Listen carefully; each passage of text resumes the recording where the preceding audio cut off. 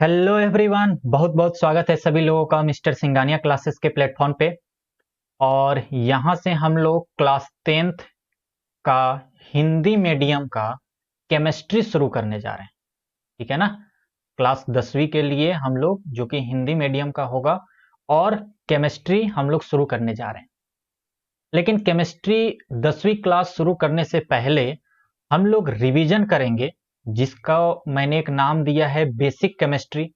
जिस तरीके से हम लोगों ने मैथ में किया, फिजिक्स में किया, वैसे ही हम लोग बेसिक केमिस्ट्री पढ़ेंगे, जिसमें कि हम लोग क्लास 6ठी से लेकर क्लास 9वीं तक की सारी चीजों को रिवाइज करेंगे, ताकि 10वीं पढ़ने के लिए हमारा एक अच्छा खासा बेस तैयार हो जाए। अगर हमें पीछे की चीजें नहीं आती है तो वो भी हम अच्छे से समझ लें, ताकि 10वीं में हमें ज्यादा दिक्कत ना हो, बल्कि दिक्कत ही ना हो।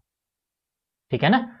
तो ये प्योर हिंदी मीडियम बच्चों के लिए है, यानी कि सारी चीजें आपको हिंदी में लिखवाई जाएगी, हिंदी में समझाई जाएगी।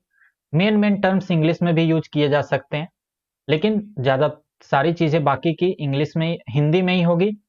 और हिंदी में समझाई जाएगी, लिखवाई जाएगी, क्वेश्चन दिया जाएगा, उसका होमवर्क का पूरा आपको समझाया जाएगा, बोर्ड पे करके दिखाया जाएगा। ये सब कुछ हिंदी में ही चलेगा।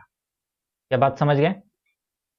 लेकिन मेन मेन टर्म्स जो हैं वो हम लोग इंग्लिश में भी यूज करेंगे, क्योंकि इंग्लिश में यूज करना तो एक आसान होता है, और दूसरा आगे चल के ज्यादातर चीजें इंग्लिश में पढ़नी होती है।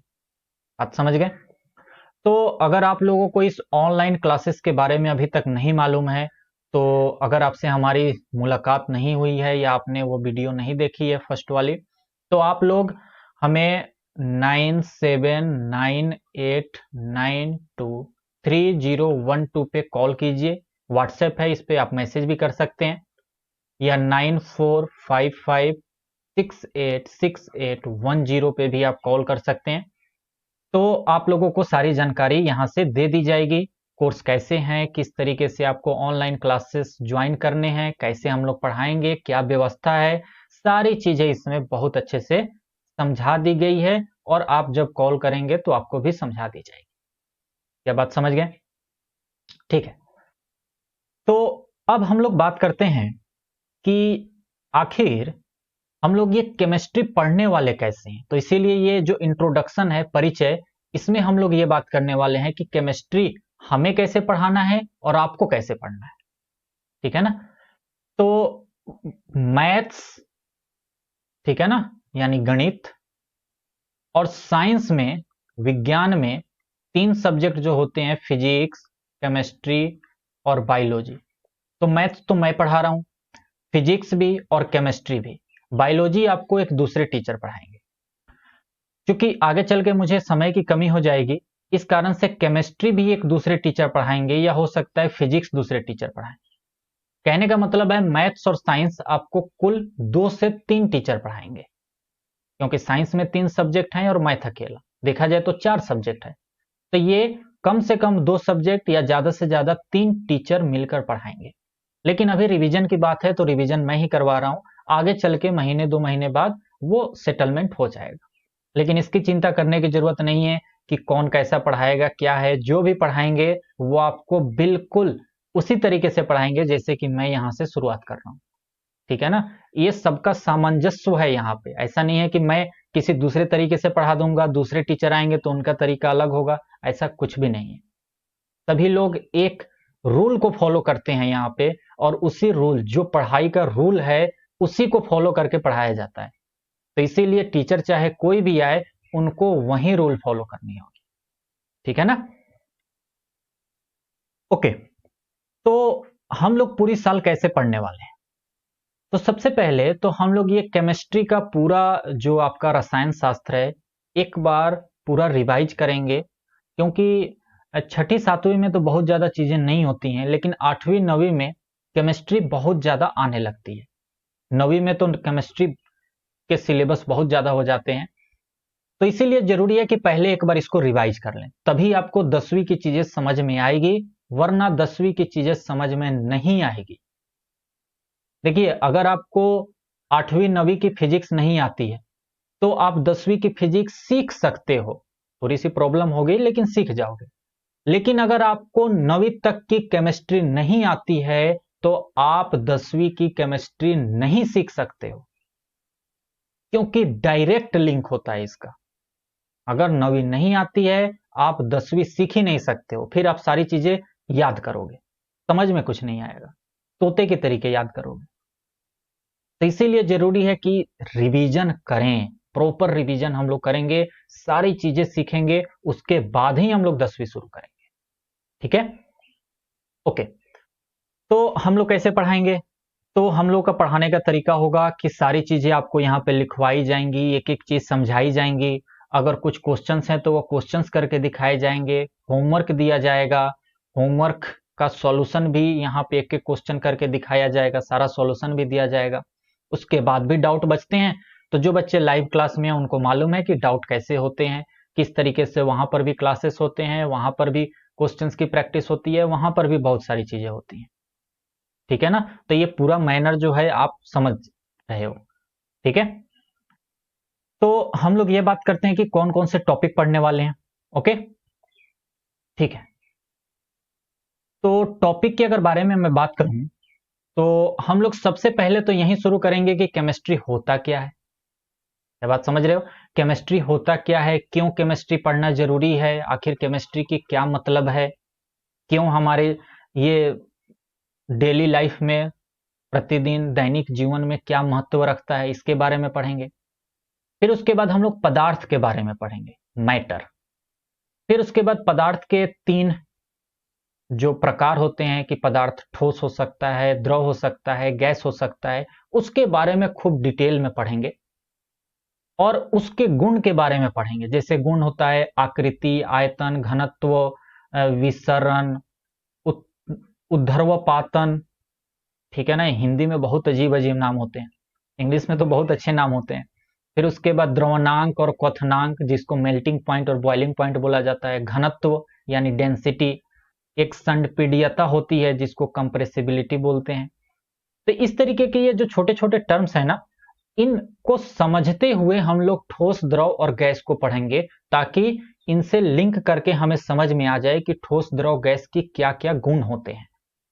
क्लियर है ना? क्योंकि ये हमें आगे काम देगा। उसके बाद हम लोग आ जाएंगे परमाणु। परमाणु की पूरी संरचना पढ़ेंगे, उसके बारे में पूरा डिटेल में पढ़ेंगे। अणु के बारे में पढ़ेंगे, आयन के बारे में पढ़ेंगे, पॉजिटिव आयन, निगेटिव आयन। फिर उसके बाद हम लोग पीरियोडिक टेबल जो होता है, hydrogen, helium, lithium, beryllium, boron, carbon, nitrogen, oxygen, फलाना ठिकाना लेके 118 तक, तो उसमें जितनी काम की है उसको हम लोग अच्छे से समझेंगे। ठीक है ना? यहाँ पे मैं आपको ग्राफिक्स के थ्रू भी समझाऊंगा। और उसके बाद उसमें जो तत्व होते हैं, उनसे यौगिक बनते हैं, उनके बारे में डिटेल में चर्चा करेंगे। फिर उसके बाद हम लोग रासायनिक सूत्र बनाना सीखेंगे कि आखिर रासायनिक सूत्र कैसे बनाए जाते हैं, जैसे कि sodium nitrate, sodium nitrite, sodium nitride, potassium carbonate या सल्फेट या सल्फाइड या सल्फाइट, ऑक्साइड, हाइड्रो ऑक्साइड। ऐसे कई तरीके की चीजें होती हैं कि वो क्यों बनते हैं, कैसे बनते हैं, उसके पीछे क्या रीजन है, सब कुछ पढ़ेंगे। बात समझ में आई ना? और ये बहुत ज्यादा इंपॉर्टेंट है। 10वीं क्लास की 50% केमिस्ट्री इसी पर डिपेंड है, बहुत ज्यादा इंपॉर्टेंट। इसीलिए कायदे से पढ़िएगा, तभी 10वीं अच्छे से समझ में आएगी। और मैं आप लोगों को इतने आसान तरीके से समझाऊंगा कि बिल्कुल हंसते खेलते गाते आप लोगों को समझ में आएगा, कोई चिंता करने की जरूरत नहीं। इसके अलावा भी कुछ छोटे छोटे पॉइंट्स होते हैं, उन पॉइंट्स को भी हम लोग डिस्कस करेंगे टाइम टू टाइम। केमिस्ट्री में कुछ चीजें याद करने को भी होती हैं, तो वो भी टाइम टू टाइम मैं लिखवाता जाऊंगा और उसको याद करते जाएंगे हम लोग। तो इस तरीके से ये पूरा प्रारूप बना है। और जब ये इंट्रोडक्शन, जब ये रिवीजन का काम खत्म हो जाएगा, उसके बाद हम लोग 10वीं में इंटर करेंगे और एक एक चैप्टर उठाएंगे, उसका एक एक टॉपिक उठाएंगे, अच्छे से समझेंगे, उसके नोट्स बनाएंगे, उस पर क्वेश्चन होंगे तो क्वेश्चन की प्रैक्टिस करेंगे। मैं अपनी तरफ से भी क्वेश्चंस करवाऊंगा, उसका पूरा सॉल्यूशन पूरा अच्छे अच्छे तरीके से हम लोग समझेंगे। एग्जाम में जो आते हैं सवाल प्रीवियस ईयर के, पिछले साल के, उसको डिस्कस करेंगे।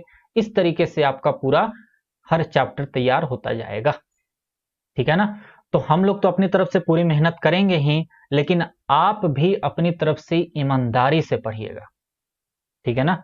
ऐसा ना हो कि आप यहाँ से पढ़े भी और आपका रिजल्ट खराब आ जाए, आपने ईमानदारी नहीं दिखाई, तो आपके नाम के साथ साथ हमारा भी नाम खराब होगा।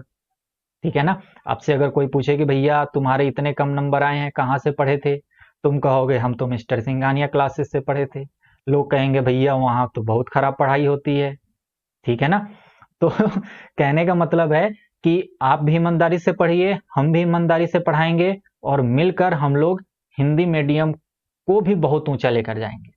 आज के समय में देखा जाए तो हिंदी मीडियम को एक इंग्लिश मीडियम के नीचे देखा जाता है, लेकिन ऐसा कुछ नहीं है।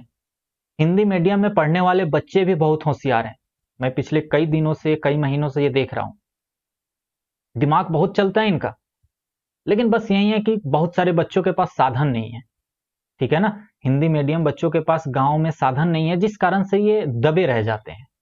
तो अब आपके पास इतने अच्छे कोर्सेस आ रहे हैं, तो मुझे उम्मीद है कि आप सभी लोग हमारे साथ जुड़ेंगे और ईमानदारी से काम करेंगे। गांव के बच्चे और जो छोटे घर के बच्चे होते हैं वो मेहनती होते हैं। तो आप लोग मेहनत कीजिए, हम लोग पूरा ईमानदारी रखेंगे और आप लोग टॉप करिए, ताकि हमारा भी नाम हो, आपका भी नाम हो, आपके माँ बाप का नाम हो। ठीक है ना। तो चलिए, ज्यादा बातें अभी नहीं करते हैं, आगे अभी और भी बहुत सारी बातें करनी है। तो हम लोग अब आगे शुरू करेंगे और केमिस्ट्री नेक्स्ट क्लास से एक एक टॉपिक पढ़ना शुरू करेंगे। वैसे मैं आप लोगों को बता दूं कि शुरू में तो छोटे छोटे लेक्चर बनाऊंगा मैं, ताकि आप लोग छोटे छोटे ही देखें, फिर बाद में थोड़े से लंबे लंबे लेक्चर आएंगे। बाद में ये डिजिटल बोर्ड पर भी पढ़ाया जाएगा। अभी तो ये लैपटॉप के स्क्रीन पे पढ़ाया जा रहा है एक टैबलेट की मदद से, लेकिन आगे चल के डिजिटल बोर्ड पे पढ़ाया जाएगा, आपको भी अच्छा लगेगा वो। ठीक है ना। ओके। तो चलिए फिर हम लोग मिलते हैं अगली क्लास से और वहां से अपना शुरू करेंगे। तब तक के लिए बाय। जय हिंद।